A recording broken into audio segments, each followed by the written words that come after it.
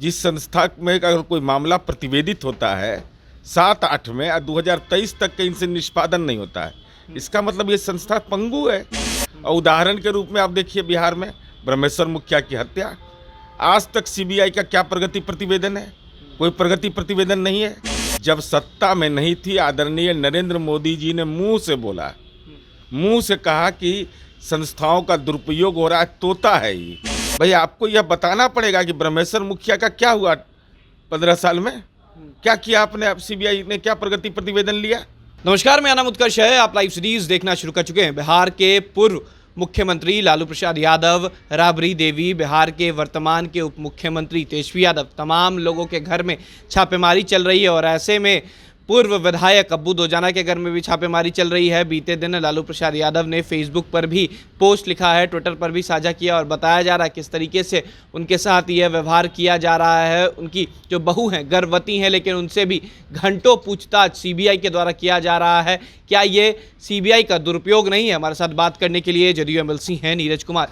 Sir, जिस तरीके से सीबीआई लगातार छापेमारी कर रही है, पहले पटना आती है, फिर लालू यादव से खुद मुलाकात वहां करती है और अब छापेमारी चल रही है, जिस तरीके से दुरुपयोग की बात कर रहे हैं, आपको क्या लगता है? देखिए, हम लोग बचपन से सुनते थे कि वनवास होता है 12 वर्ष का, सीबीआई का वनवास 18 वर्ष का होता है, 17 वर्ष का। ये कैसी संस्था है भाई? जिस संस्था में अगर कोई मामला प्रतिवेदित होता है 7-8 में और 2023 तक के इनसे निष्पादन नहीं होता है, इसका मतलब ये संस्था पंगु है, ये काम करने लायक नहीं है। 5 वर्ष में चुनाव आयोग करा लेता है और सीबीआई मुकदमे का निष्पादन 18 साल तक नहीं करती है। और उदाहरण के रूप में आप देखिए बिहार में ब्रह्मेश्वर मुखिया की हत्या, आज तक सीबीआई का क्या प्रगति प्रतिवेदन है? कोई प्रगति प्रतिवेदन नहीं है। इसलिए ये मूल तौर पर जो भारतीय जनता पार्टी जब सत्ता में नहीं थी आदरणीय नरेंद्र मोदी जी ने मुंह से बोला, मुंह से कहा कि संस्थाओं का दुरुपयोग हो रहा है, तोता है ये। तो अभी क्या है? जहरीला तोता है भाई। 18 साल तक आपने केस का निष्पादन नहीं किया और आखिर क्या कारण है कि बिहार पहुंचता है, दिल्ली पहुंचता है, लेकिन मेघालय सीबीईडी नहीं पहुंचता है। मेघालय के जो नेतृत्व करता है उन पर लगातार पूरे चुनावी अभियान में नरेंद्र मोदी जी ने लगातार कहा कि भ्रष्टतम सरकार है। अमित शाह जी ने कहा, अभी कौन जा कर के फूल अक्षत वहाँ डाल दिए कि नहीं शुद्ध हो गए, हमारा फूल अक्षत लीजिए, हमारा शुद्ध हो जाइएगा। ये सुविधा के अनुसार तर्क की प्रक्रिया चल रही है। ये चिंता की बात है लोकतंत्र के लिए और यही कारण है कि अभी चीफ इलेक्शन कमिश्नर की नियुक्ति में माननीय सर्वोच्च न्यायालय ने केंद्र सरकार की धज्जी उड़ा दिया। इसलिए मूल विषय यह है कि सुविधा के अनुसार तर्क नहीं, बल्कि अगर हमने अपराध किया है तो हम पर भी कार्रवाई होगी, दूसरे ने अपराध किया और बिहार से सीखना चाहिए।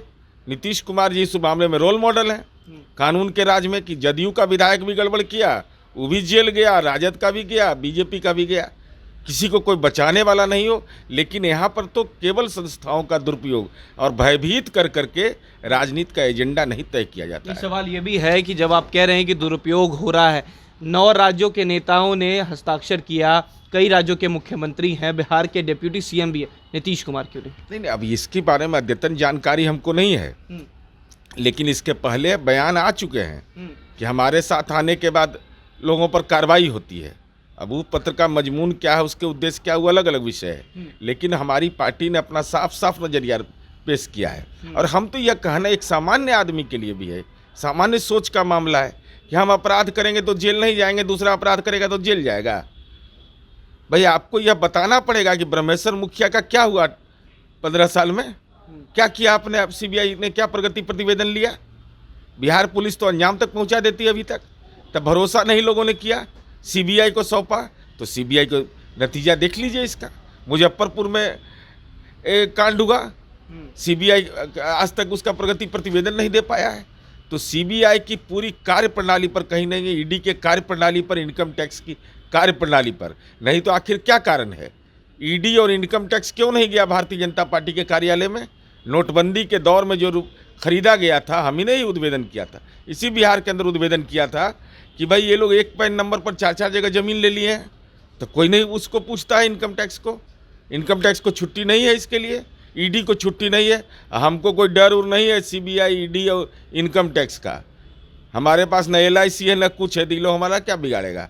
इसलिए वज्र प्रहार करते रहेंगे इन पर। अच्छा, एक सवाल है कि जिस तरीके से आपने ये बात कही है, लेकिन सवाल ये उठ रहा है, सुशील मोदी कह रहे हैं कि कुछ भी कर ले नीतीश कुमार, हस्ताक्षर करें या ना करें, NDA में अब कोई जगह नहीं है उनके लिए। मैंने नीतीश कुमार जी एप्लीकेशन दिया है, क्या नरेंद्र मोदी ने एप्लीकेशन लेके आए 23 महीना के बाद? हमारे DNA का सवाल खड़ा किए और 23 महीना के बाद नीतीश कुमार के दरवाजा पर लेकर के एप्लीकेशन आए थे नरेंद्र मोदी जी और अमित शाह जी। नीतीश कुमार जी गए थे क्या उनके यहाँ? अरे जब महागठबंधन की सरकार टूटी तो कौन आया था? राजनैतिक रूप से जिन लोगों ने DNA पर सवाल खड़ा किया था वही लोग नतमस्तक हुए। अब बिना हमर हाड़ में हल्दी लगाए आज तक के इतिहास गवाह है। हाड़ में हल्दी ये नहीं लगा बीजेपी का आज तक। सुधाकर सिंह के बाद अब पुनीत सिंह को भी MLC के लिए टिकट मिल गया। सुधाकर सिंह को लेकर जब सवाल पूछा जाता है तो RJD चुप हो जाती है। क्या लग रहा है कि अब क्या ये खेल हो रहा था जगदानंद सिंह के द्वारा कि दोनों बेटाओं को टिकट मिल जाए? नहीं, वो अब जगता बाबू जाने, उनका एक बेटा हमारे पार्टी में भी है, हमारे पार्टी में भी है, क्योंकि सब पार्टी में है, RJD में भी है, हमारे पार्टी में भी है। अब वो जगता बाबू क्या कर रहे हैं नहीं कर रहे हैं, लेकिन सुधाकर सिंह क्या बोलेंगे? मैं तो आपके माध्यम से चुनौती दे रहा हूं कि जब मर्जी करे मंडी कानून पर लाइव टेलीकास्ट कराइए, बैठाइए हम लोग को। अब मैं एक एक बात कहने को तैयार हूं, उनके पास तर्क है तो वो भी देख ले, दर्शक तय कर ले कि बिचौलियों के हवाले किसानों को रखना है या किसानों को अपने स्वावलंबी बनाना है। चलिए, बहुत बहुत शुक्रिया। ये थे हमारे साथ JDU MLC नीरज कुमार। साफ तौर पर जिस तरीके से CBI और ED को लेकर दुरुपयोग की बातें सामने आ रही हैं, लगातार लालू प्रसाद यादव उनके पूरे परिवार से पूछताछ हो रही है, उसको लेकर भी जमकर बरसे, वहीं सुधाकर सिंह को चुनौती दे डाली। फिलहाल खबर में सिर्फ इतना ही। आप हमारे साथ बने रहें, हमारे चैनल को सब्सक्राइब नहीं किया है तो जल्द से जल्द कर लें। बहुत बहुत धन्यवाद।